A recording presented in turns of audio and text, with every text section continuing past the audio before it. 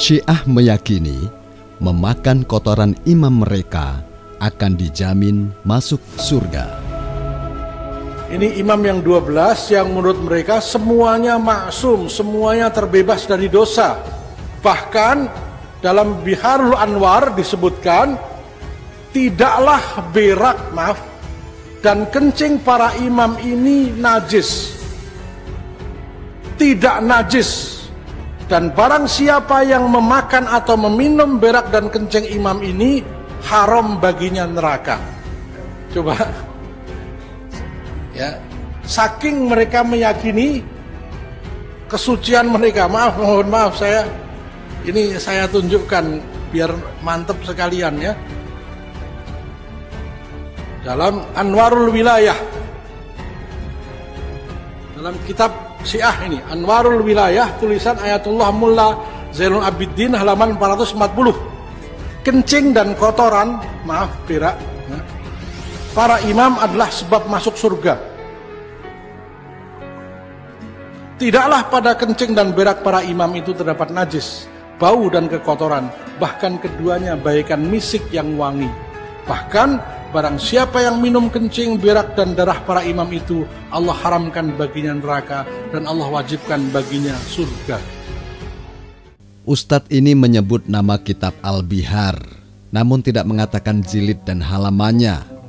Semata-mata hanya untuk menunjukkan bahwa dia menguasai kitab Imamiyah.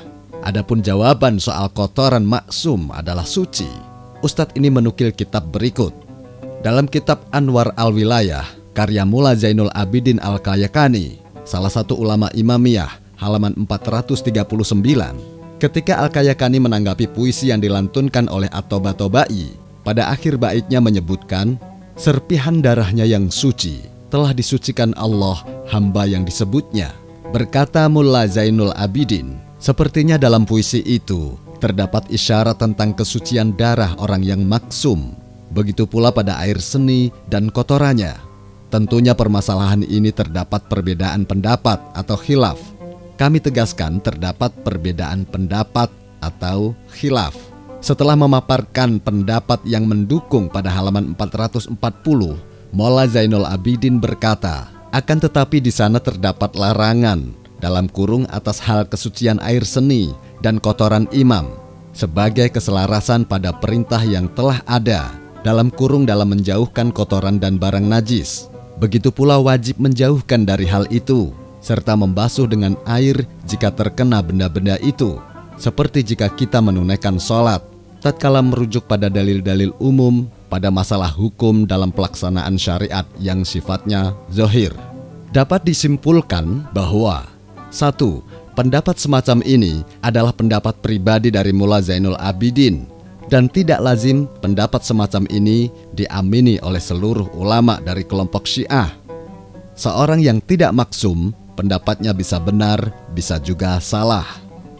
2. Kalimat pada poin kedua, ungkapan Al-Qayakani tersebut dituturkan dalam mengomentari puisi yang dilantunkan oleh At-Tabatabai dengan tanggapannya, sepertinya dalam puisi itu terdapat isyarat tentang kesucian darah orang yang maksum. 3. Dengan ucapannya terdapat beda pendapat atau khilaf, menunjukkan bahwa hal ini bukan sesuatu yang disepakati. 4. Dalam istifaat Ayatullah Sistani pada tanggal 1 Januari 2000, nomor 2196, terdapat pertanyaan.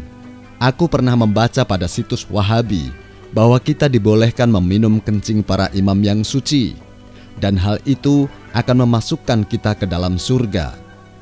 Maka dijawab, hal itu dusta dan bohong. Kita berlindung pada Allah dari hal semacam itu. 5. Jika riwayat yang menyatakan darah orang yang maksum adalah suci, maka telah banyak riwayat yang diakui keabsahannya tentang seorang sahabat yang bertabaruk dengan menelan darah hijamah Nabi SAW, atau riwayat yang menelan air seni beliau SAW. Sekarang mari kita tanyakan pada Ustadz riwayat di bawah ini. Dalam kitab Ithaful Khirah Al-Mahroh, karya Al-Bushiri, salah satu ulama Ahlus Sunnah yang bermadzhab As-Syafi'i, jilid 5, terbitan Maktabah Arus, cetakan pertama tahun 1998, halaman 561. Amir bin Abdillah bin Al-Zubair menceritakan, sesungguhnya ayahnya telah menceritakan kepadanya bahwa dia pernah mendatangi Nabi SAW dan beliau sedang melakukan bekam. Setelah selesai, beliau bersabda, "Wahai Abdullah, bawalah darah ini dan buang di tempat yang tidak satupun orang yang dapat melihatmu." Ketika ia keluar dari Rasulullah SAW, yaitu Abdullah bin Zubair, dia meminum darah tersebut, yaitu darah Rasulullah SAW. Di saat ia kembali, Rasulullah SAW bersabda, "Wahai Abdullah, apa yang telah kau perbuat?" Dia menjawab, "Aku telah menempatkannya di tempat paling tersembunyi yang pernah aku tahu, yang tidak ada seorang pun mengetahuinya."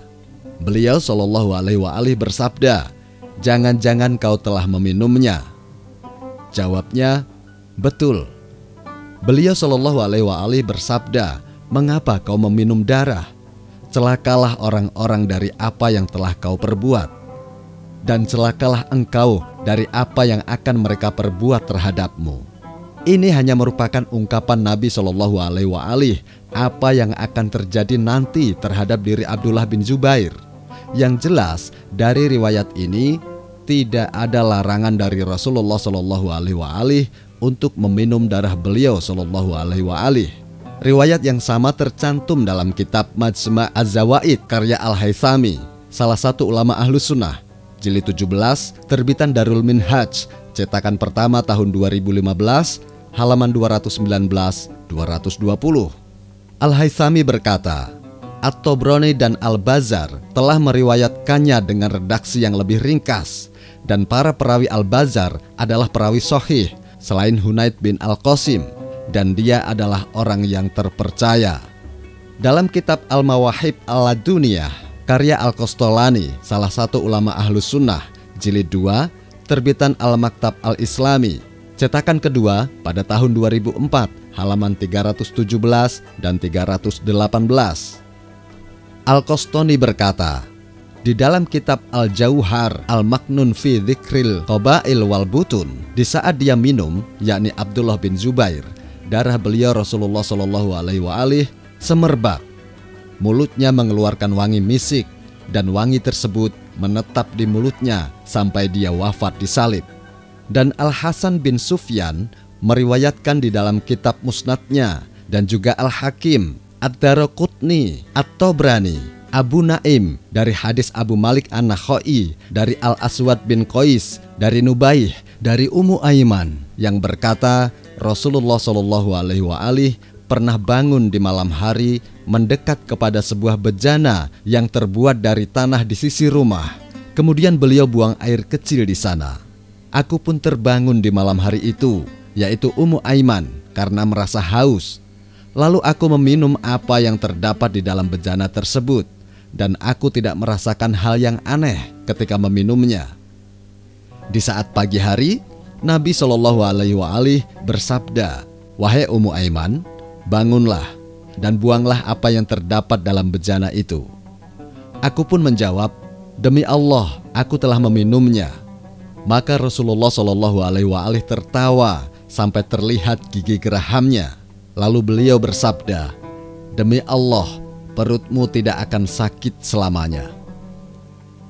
Diriwayatkan dari Ibn Juraij yang berkata, "Aku telah membawa kabar bahwa Nabi SAW saat itu membuang air seninya di suatu wadah yang terbuat dari kayu, kemudian diletakkan di bawah ranjangnya. Kemudian beliau mendatanginya, dan seketika wadah tersebut tidak berisikan apapun. Lalu beliau bersabda kepada perempuan yang bernama Barakah. Ia seorang yang melayani Ummu Habibah yang datang bersamanya dari negeri Habasah. Di mana air seni yang berada di dalam wadah itu?" Lalu dia berkata, "Aku telah meminumnya." Lalu beliau bersabda, "Semoga sehat wahai Ummu Yusuf." Maka dia pun tidak pernah tertimpa penyakit apapun sampai dia mati pun bukan karena adanya penyakit di dalam tubuhnya. Dan Abu Dawud meriwayatkan dari Ibn Juraij, dari Hakimah, dari ibunya Umaymah binti Roqikoh. Dan Ibn Dihyah telah mensahihkan bahwa dua hal itu merupakan dua kisah yang terjadi kepada dua perempuan. Dan dia telah menjelaskan bahwa barakah Ummu Yusuf bukanlah barakah Ummu Aiman. Dan hal ini yang dinyatakan oleh guru besar Al-Balqailani. Dan hadis-hadis ini merupakan hal yang menunjukkan tentang kesucian air seni dan darah Nabi SAW. Dalam kitab Hasyiah Al-Bujairomi Al-Khatib, keduanya merupakan ulama Ahlus Sunnah, jilid 1, terbitan Darul Fikr, cetakan tahun 2007, halaman 314-315. Berkata Syekh Muhammad Asy-Syarbini Al-Khatib, apa yang keluar dari tubuh Nabi SAW, yaitu air seni, kotoran, keringat, darah, dan lain-lain adalah suci, sebagaimana Al-Baghawi dan ulama lain telah menetapkannya.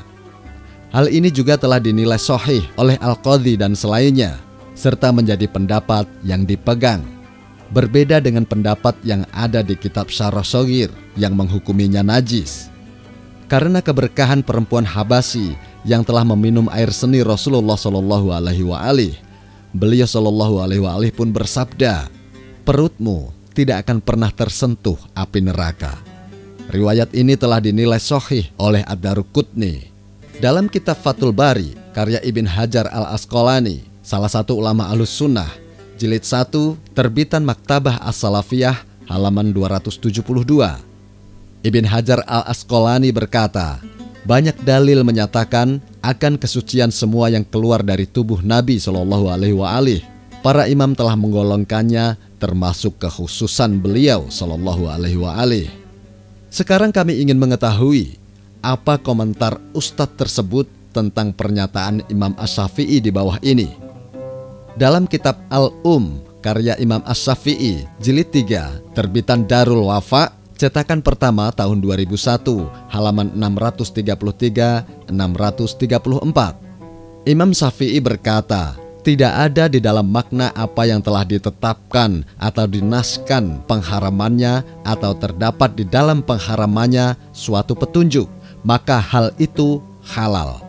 Seperti binatang sejenis tikus kecil, hyena atau anjing hutan, rubah, kadal gurun atau biawak, dan apa-apa yang tidak engkau konsumsi namun tidak turun pengharamannya, seperti air seni dan feses atau kotoran. Di sini Imam Syafi'i menegaskan bahwa meminum air seni dan memakan kotoran manusia tidak ada dalil pengharamannya, boleh untuk dikonsumsi. 6. Jika memungkinkan, bawalah hadis atau riwayat berkualitas sahih dari para imam maksum yang membolehkan memakan atau meminum kencing atau kotoran mereka dengan tujuan bertabaruk. Tentunya riwayat atau hadis-hadis tersebut tidak akan didapatkan di dalam kitab-kitab otoritatif Syiah. 7. Mufti Al-Azhar, yaitu Dr. Ali Jum'ah, telah menyatakan bahwa para sahabat telah melakukan tabaruk dengan air seni Nabi SAW. Ucapannya itu telah dimuat di dalam Al-Masri Al-Yaum, edisi 23 Mei 2007. 8. Perlu pemirsa ketahui, kebiasaan agama Wahabi yang memandang pakar dalam memotong-motong riwayat sesuai naluri Khawarijnya, bahkan memanipulasi riwayat yang datang dari Rasulullah SAW. Nantikan pelajaran yang akan kami ajarkan untuk ustadz tersebut di video berikutnya tentang manipulasi riwayat.